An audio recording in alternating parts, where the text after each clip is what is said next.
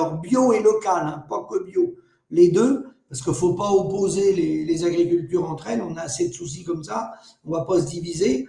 Et les PAT, les projets alimentaires territoriaux, c'est une obligation, c'est venu par le gouvernement, déjà ça avait commencé déjà même avant Macron, ça avait commencé bien avant, oui, sous Hollande, c'est dans le cadre de la sécurité civile, les élus, les maires des petites communes ou les maires des Comcom, la maire de Paris, le maire de Marseille, tout le monde, je vous rassure, personne ne l'a fait. Hein. Il n'y a que quelques maires qui l'ont fait, mais ils sont minimes. Hein.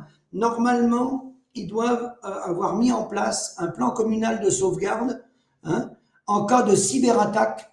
En Suède, il y a 820 magasins qui ont été paralysés sur une journée par une cyberattaque sur les réseaux. Donc, il n'y a plus d'informatique, il n'y a plus rien qui marche, il n'y a plus de distribution, il n'y a plus rien, il n'y a plus de plateforme de logistique puisque tout est informatisé aujourd'hui.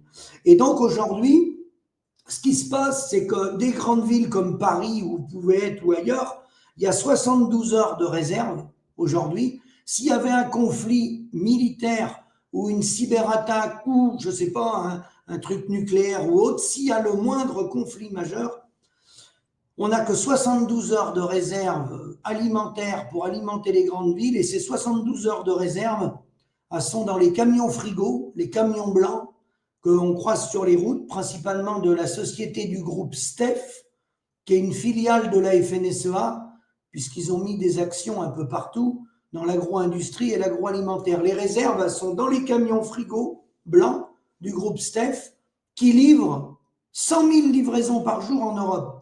100 000 livraisons par jour en Europe. Donc, c'est dire la fragilité